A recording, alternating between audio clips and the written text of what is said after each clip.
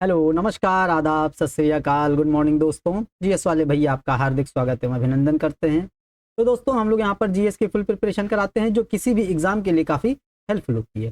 Helpful इसलिए होती है क्योंकि हम लोग पढ़ते हैं इसी तरीके से हैं। पहले थ्योरीज पढ़ते हैं, थ्योरीज में मल्टीपल टाइम्स रिवीजन करते हैं, फिर एमसीक्यूज सॉल्व करते हैं, एमसीक्यूज में मल्टीपल टाइम्स रिवीजन, फिर वन लाइनर सॉल्व करते हैं और उसमें भी मल्टीपल टाइम्स रिवीजन करते हैं। थ्योरीज, एमसीक्यूज और वन लाइनर लगाना दोस्तों एक क्रम है और इस तरीके से पढ़ने से हम लोग एग्जाम के लिए जल्दी तैयार हो जाते हैं, क्योंकि इस तरीके के पढ़ने से चीजें हमको जल्दी याद होती हैं और लंबे समय तक बनी रहती हैं याद में। ठीक है, और एग्जाम में एग्जीक्यूट करने के लिए काफी आसान हो जाता है।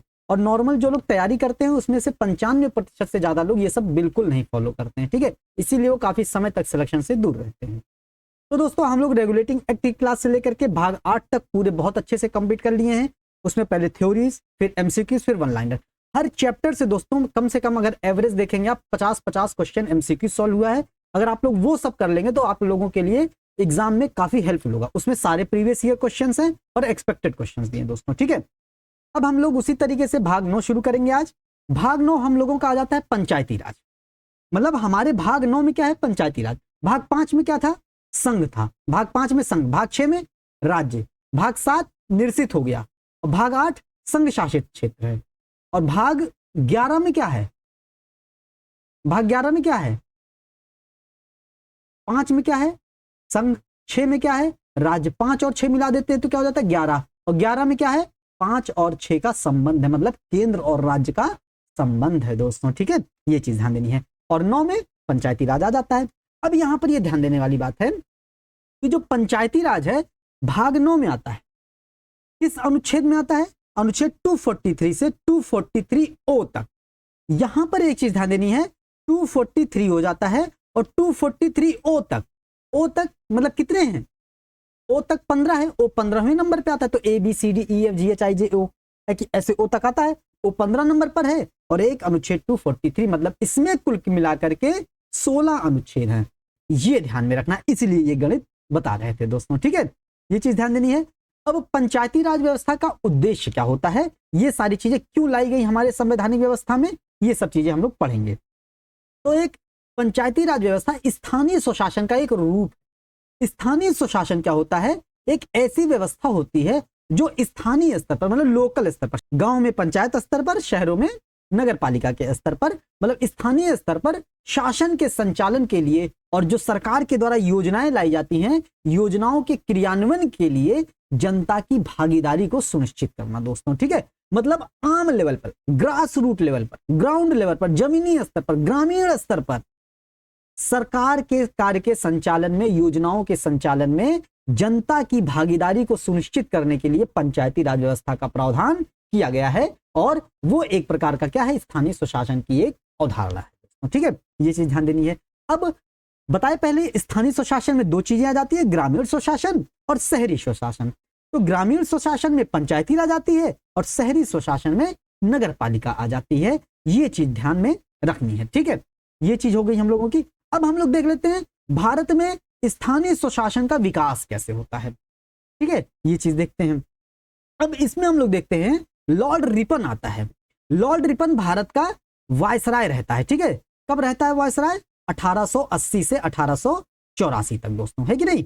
लॉर्ड रिपन, तो ये चीज हो जाती है 1880 से 1884 लॉर्ड रिपन का शासनकाल रहता है। और उसी में दोस्तों लॉर्ड रिपन ने स्थानीय स्वशासन को समावेश किया था भारत में, और इसीलिए लॉर्ड रिपन को भारत में स्थानीय स्वशासन का पिता भी कहा जाता है दोस्तों। एक एक लाइन इसकी बहुत इंपॉर्टेंट है दोस्तों। ठीक है, ध्यान रखिएगा ये सब चीजें। ठीक, स्थानीय स्वशासन का पिता भारत में लॉर्ड रिपन को कहा जाता है। और लॉर्ड रिपन ने 1882 का एक संकल्प, मतलब एक घोषणा की थी, उसको क्या कहा जाता है? स्थानीय स्वशासन का मैग्ना कार्टा उसको कहा जाता है। मैग्ना कार्टा का मतलब होता है घोषणा पत्र, होता है नागरिक अधिकार पत्र होता है। ठीक है, ये चीज हम लोग देखेंगे। ठीक, तो स्थानीय स्वशासन का मैग्ना पत्र जो लॉर्ड रिपन का 1882 में घोषणा था, जो संकल्प था, उसको कहा जाता है स्थानीय स्वशासन का मैग्ना कार्टा। ठीक, ये चीज ध्यान में रखनी है।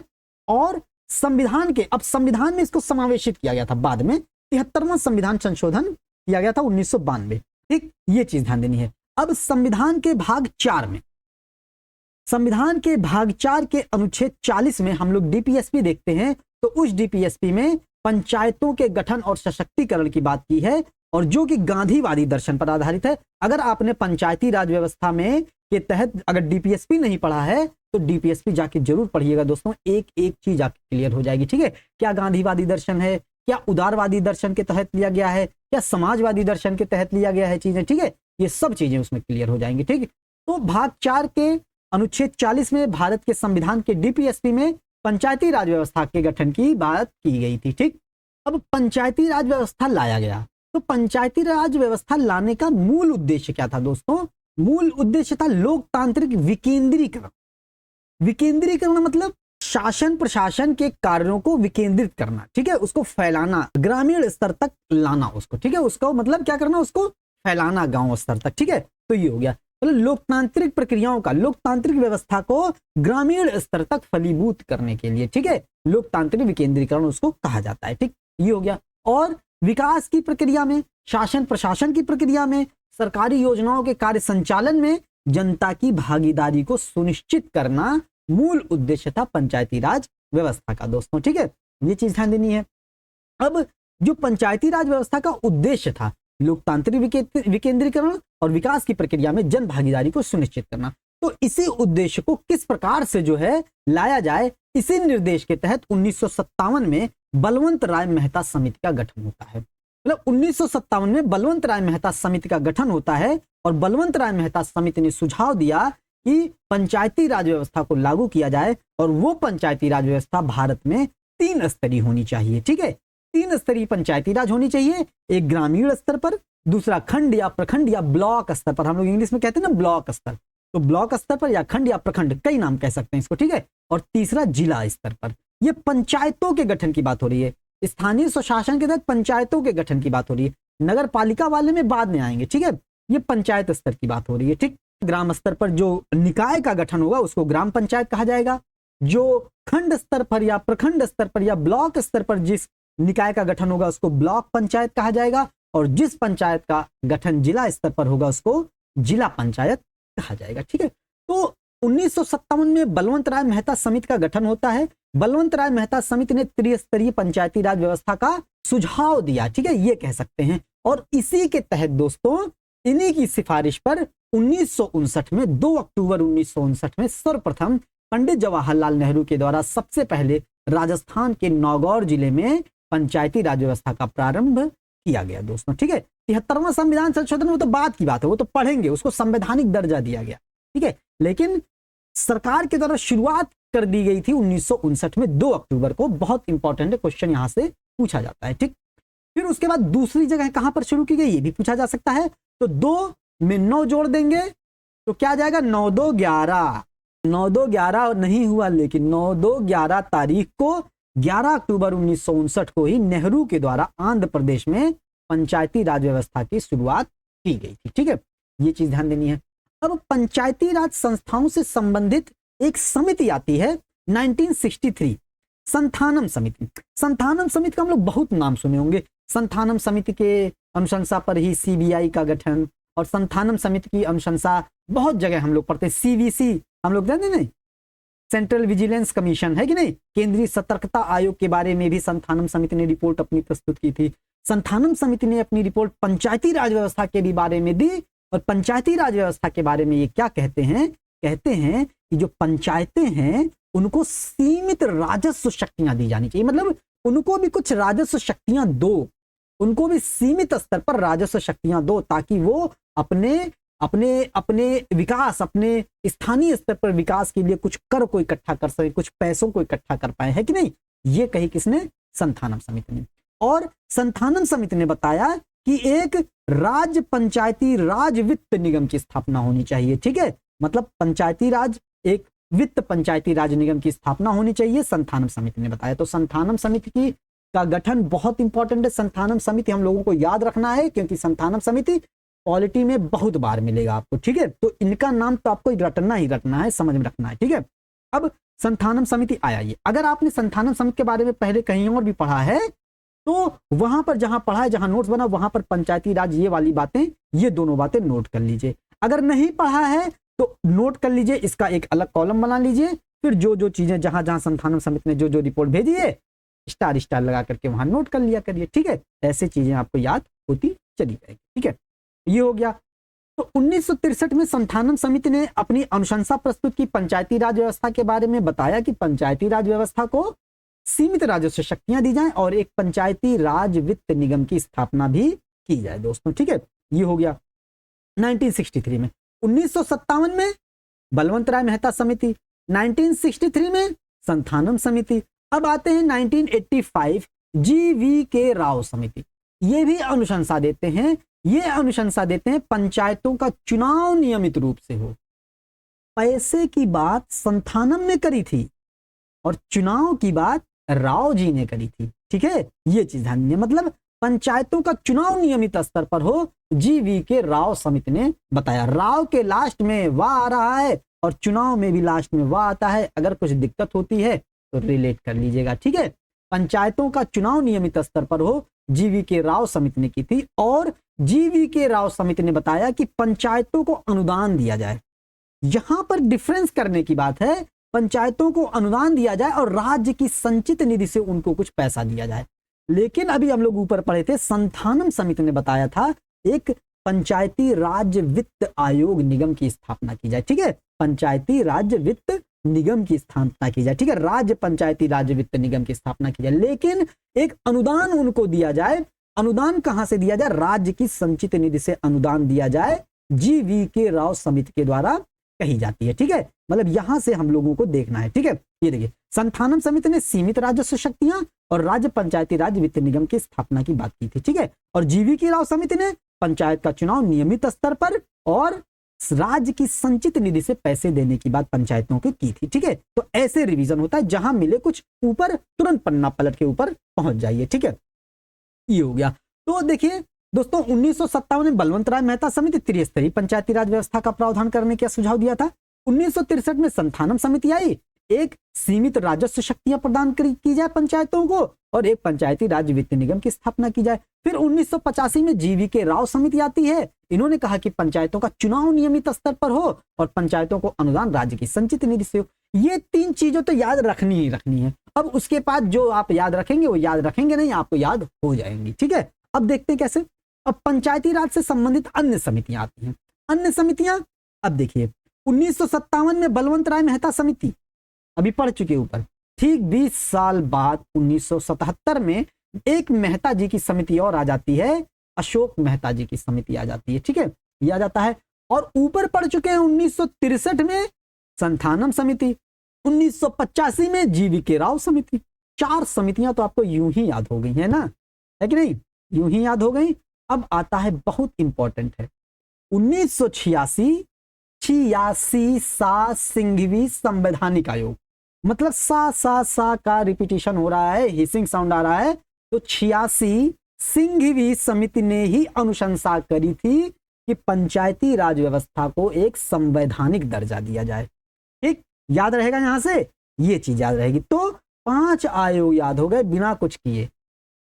बलवंत राय मेहता समिति 1957, 1977 अशोक मेहता समिति, 1963 में संथानम समिति और 1985 में GV.K. राव समिति, 1986 सिंघवी समिति। ठीक है, ये चीज हो गई। अब 1988 थुंगन समिति और 1988 में गॉडगिल समिति आती है। अगर गॉडगिल नहीं याद हो रहा है तो एक गा है, दूसरा गा है। एक गा इस 8 को रिप्रेजेंट कर रहा है और एक गा इस 8 को रिप्रेजेंट कर रहा है। रीजनिंग लग गई यहां पर, है कि नहीं? तो 1988 में गॉडगिल समिति की स्थापना होती है और ये दोनों समितियां त्रिस्तरीय पंचायती राज का भी सुझाव देती है, जैसे बलवंत राय मेहता समिति ने दी थी। तो त्रिस्तरीय पंचायती राज व्यवस्था का सुझाव 3 लोग दे दिए, बलवंत राय मेहता समिति 57 और थुंगन समिति 88 और गॉडगिल समिति 88। ये हो गई। अब जो अशोक मेहता समिति आते हैं, ये 2 स्तरीय पंचायतों के गठन की बात करते हैं दोस्तों। ठीक है, देखिए इन्हीं समितियों से आपके 10 क्वेश्चन तैयार हो गए। ठीक है, और निश्चित तौर पर एग्जाम में पूछा जाएगा। ठीक, ये चीज ध्यान दीजिएगा, निश्चित रूप से एग्जाम में पूछा जाएगा क्वेश्चन। ठीक, ये चीज है। अगर नहीं पता है तो ध्यान से सुनिएगा, नोट कर लीजिएगा। अगर पता है तो बहुत अच्छी बात है। ठीक है, नहीं पता है तो नोट कर लीजिएगा अपने नोट्स में। ठीक है, अब हम लोग देखते हैं कि 73वें संविधान संशोधन के बाद पंचायती राज अधिनियम का निर्माण करने वाला प्रथम राज्य कौन था? कर्नाटक था दोस्तों। ठीक, यहां से क्या ध्यान देना है? 73वें संविधान संशोधन के बाद अधिनियम का निर्माण करने वाला, ध्यान दीजिएगा, अधिनियम का निर्माण करने वाला पहला राज्य कर्नाटक था दोस्तों, ठीक है, ये चीज इंपॉर्टेंट हो गई। अब 73वां संविधान संशोधन 1992 में देखते हैं क्या होता है। 73वें संविधान संशोधन का अभिपालन करने वाला पहला राज्य मध्य प्रदेश था। मतलब 73वां संविधान संशोधन आया, उसका अभिपालन करने वाला, उसको पालन करने वाला, उसको लागू करने वाला पहला राज्य मध्य प्रदेश था, लेकिन अधिनियम बनाने वाला पहला राज्य कर्नाटक था दोस्तों, ठीक है, ये चीज ध्यान देनी है। ठीक, अब 73वां संविधान संशोधन किससे संबंधित था? पंचायती राज से संबंधित था। जाहिर सी बात है, 73वां संविधान संशोधन पंचायती राज से, 74वां संविधान संशोधन नगर पालिका परिषद से था। ठीक, ये चीज इंपॉर्टेंट है। अब पंचायती राज व्यवस्था हम लोग पढ़ चुके हैं, हमारे संविधान की 7वीं अनुसूची में 3 विषय हैं, संघ सूची, राज्य सूची, समवर्ती सूची। तो पंचायती राज राज्य सूची का विषय आ जाता है। ठीक है, पंचायती राज जो है वो राज्य सूची का विषय है। ठीक, अब फिर पंचायती राज व्यवस्था को संवैधानिक दर्जा कब प्रदान किया गया? कब प्रदान किया गया? 73वें संविधान संशोधन 1992 में किया गया उसको संवैधानिक दर्जा, लेकिन किसकी समिति पर? 86 सिंघवी समिति के आधार पर। ठीक है, 1986 में सिंघवी समिति ने सिफारिश करी थी कि पंचायती राज व्यवस्था को संवैधानिक दर्जा दिया जाए। ठीक, ये चीज हो गई। और त्रिस्तरीय ढांचे का प्रावधान किया गया। त्रिस्तरीय ढांचे का प्रावधान की सिफारिश सबसे पहले 1957 में बलवंत राय मेहता समिति ने की थी, 1988 में थुंगन समिति ने, और 1988 में गौडगिल समिति ने की थी। और द्विस्तरीय पंचायती राज व्यवस्था के गठन की बात 1977 में अशोक मेहता समिति ने की थी। ठीक, देखिए कितनी बार रिवीजन हो गया है कि नहीं, एक ही क्लास में ही एक ही चीज का 5 से 6 बार रिवीजन हो गया। अगर आप ध्यान लगा के सुन रहे होंगे तो क्लास में ही आपको याद हो जाता होगा। ठीक है, अब ग्राम स्तर पर ग्राम पंचायत का गठन, खंड स्तर पर खंड पंचायत का मतलब पंचायत समिति का गठन, और जिला स्तर पर जिला परिषद या जिला पंचायत के गठन की बात की गई थी दोस्तों। ठीक है, ये चीज ध्यान देनी है। अब 73वां संविधान संशोधन 1992 में होता है, और उसके तहत हमारे संविधान में भाग 9 जोड़ा जाता है। भाग 9 जोड़ा जाता है। हम लोग तो पढ़े हैं कि हमारे संविधान के प्रारंभ में 22 भाग थे, तो ये भाग 9 क्यों जोड़ा गया? और 92 में, वो तो संविधान के प्रारंभ में ही था।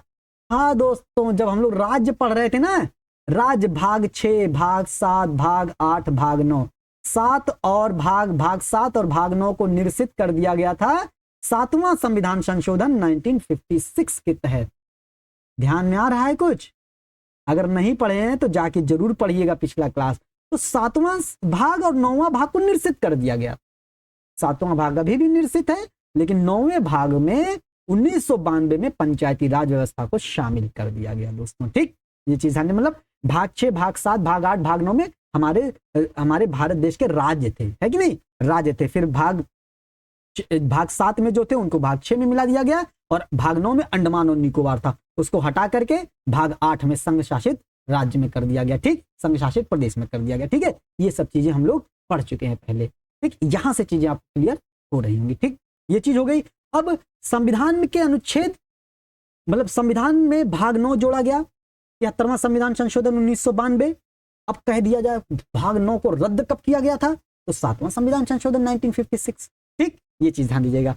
अब यहां पर भाग 9 जोड़ा गया, कुछ अनुच्छेद जोड़े गए, तो 16 अनुच्छेद जोड़े गए। अभी ऊपर देख चुके थे 16 अनुच्छेद कौन से? एक तो अनुच्छेद 243 हो गया अकेला, और एक अनुच्छेद 243 ए से लेकर के ओ तक। तो ए से ओ तक 15 है, A B C D E F ऐसे करेंगे तो ओ तक 15 आते हैं। हम लोग इजोइटी पढ़ते होंगे रीजनिंग में, है कि नहीं, इजोइटी पढ़ते होंगे। ठीक, तो इजोइटी क्या है? वही सब चीज तो हो गई इजोइटी। तो ओ किस पे है? 15 पे, 5, 10, 15, 20, 25, है कि नहीं, तो ओ 15 पे है। ठीक है, तो ए से ओ तक 15 अनुच्छेद, और अकेला 243 16वां अनुच्छेद हो गया। ठीक, ये हो गया। अब अनुसूची 11 का प्रावधान किया गया। ठीक, अनुसूची 11वां का प्रावधान किया गया, क्योंकि हमारे संविधान जब लागू हुआ था तो 8 ही अनुसूचियां थी। ठीक, तो अनुसूची 11 का प्रावधान किया गया, और कुल विषय कितने थे? 29 थे। बहुत इंपॉर्टेंट है, ध्यान देना है। भाग 9 में 29 विषय हैं। अब किन किन राज्यों में लागू नहीं है, बहुत इंपॉर्टेंट है, लागू नहीं है, इसके बारे में और विस्तार से पढ़ेंगे हम लोग बाद में। ठीक है, तो किन किन राज्यों में लागू नहीं है? एक तो मेघालय में लागू नहीं है, दूसरे नागालैंड में, मिजोरम में, और दिल्ली ऐसा केंद्र शासित प्रदेश है जिसमें लागू नहीं है दोस्तों। ठीक है, इंपॉर्टेंट है, ध्यान दीजिएगा।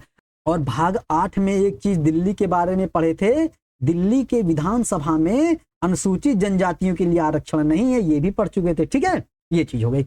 अब दोस्तों संशोधन के मुख्य प्रावधान क्या है, एक एक अनुच्छेद के बारे में पूरे विस्तार से हम लोग पढ़ेंगे अगली क्लास में। ठीक है, अभी तक जितना भी पढ़े अच्छे से रिवाइज करिएगा, नोट्स में अपने ऐड करिएगा। अगर नोट्स पहले बन चुका है आपका, पहले कहीं पढ़ चुके हैं तो जो अगर नया कुछ मिले तो उसको जरूर नोट करिएगा। ठीक है, और अगर पहली बार पढ़ रहे हैं तो नोट्स बना लीजिएगा, इससे बाहर एग्जाम में आपका क्वेश्चन नहीं आएगा। ठीक, तो दोस्तों उम्मीद करते हैं सेशन आपको पसंद आया होगा। सेशन को लाइक कीजिएगा, शेयर कीजिएगा, सब्सक्राइब कीजिएगा। मिलते हैं अगले सेशन में। जय हिंद, जय भारत।